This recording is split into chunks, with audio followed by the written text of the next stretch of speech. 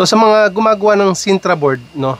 So nauuso na to ngayon, itong corner protector para sa Sintra board. So basically nilalagay lang yan dyan sa corner and then iniipit to. So kalimitan sa mga gumagamit nito, ang ginagamit lang nilang pang ipit is ito, plais. So pwede mong gawin yon. Ang problema lang kasi dito sa plais, posibleng mayupi yung corner protector mo, posible rin magkaroon ng scratch at hindi ganun kapulido yung kanyang pagkakalapat. So gumawa kami ng product para solusyonan yung problema na yon at para mas mapadali yung pag-i-install ng corner protector at para mas mapapulido. So ito yung press na ginawa namin, no? I-install mo lang siya dun sa hand press mo dito. Or kung wala ka pa naman ito, pwede kang magmano-mano, pupukpukin mo lang siya. For the meantime, habang hindi ka pa nakakabili nito. So i-demo namin sa inyo kung paano natin gamitin to, no? Una, ito muna yung gamitin natin, hand press, no? So pag i-install nito is kakabit lang natin to dito.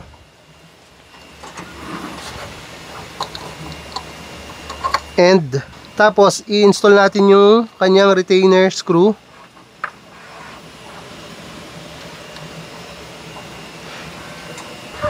After natin mahigpitan yung retainer screw,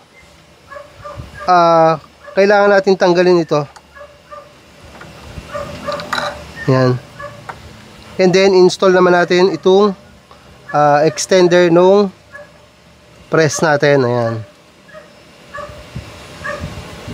So okay na yan, ready to use na yan. Kuha lang tayo nitong corner protector and then install lang natin na ganyan. No, kung yung Sintra board natin is ready na, pwede natin silang lagyan ng 4 na diretso.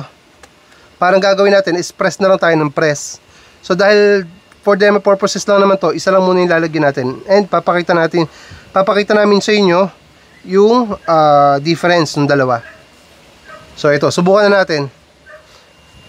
Simple lang, ipapasok lang natin to dyan, papaganyan. Make sure lang na nakasagad yung corner dun sa jig natin.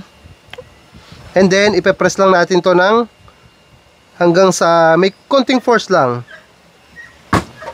Yun na yun. So, naka-install na siya. Ayan, oh.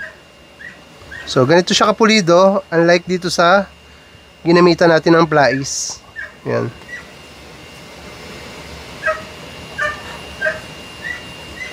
So huwag kayong mag-alala kasi kung wala pa kayong hand press, okay lang kasi magagamit nyo pa rin naman yung product namin using hammer, no? Pero ang nire-recommend namin is yung rubber mallet kung meron kayo, or kung wala, mura naman yung rubber mallet. Meron naman yung ganyan sa mga hardware. Ang gagawin lang natin is tatanggalin lang muna natin to, itong part na to, yung pinapasok natin sa butas ng hand press. So may screw lang yan dito sa gitna.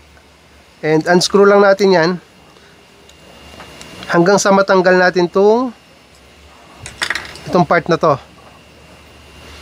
Tapos kunin lang yung screw and itabi nyo muna dyan. Ilagay nyo muna yung tornilyo dyan para hindi nyo ma-misplace.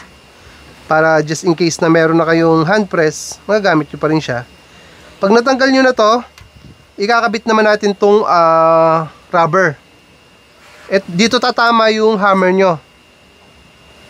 So ito yung magpoprotekta dito sa product para hindi ma-stress itong mga plastic na to at maging sanhi ng pagkasira. Ito yung mag-absorb ng impact ng hammer. So ipapasok lang natin yan sa butas na yan. Ayan. And ready to use na to. Meron tayong rubber mallet dito. And meron tayong platform. Make sure lang na yung platform nyo is stable, hindi ganito na umuuga, no? Mas okay kung sa floor, okay lang din naman. And then, ang gagawin lang natin is, kagaya lang nung kanina, install lang natin to dito sa corner.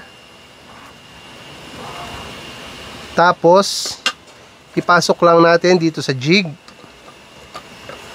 Make sure na nakasagad. And, pag sa tingin nyo okay na, paluin nyo lang ng banayad yung ating tool o itong ating jig.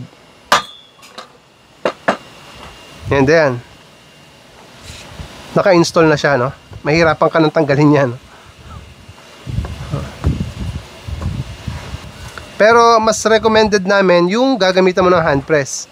So yung manual na procedure is para lang dun sa mga hindi pa nakakapag-invest para sa hand press. So yun, kung sa tingin nyo ay makakatulong to para sa printing business nyo or sa paggawa ng Sintra board, no, ilalagay namin yung link sa description para makapag-check out kayo. Yun lang, and maraming salamat.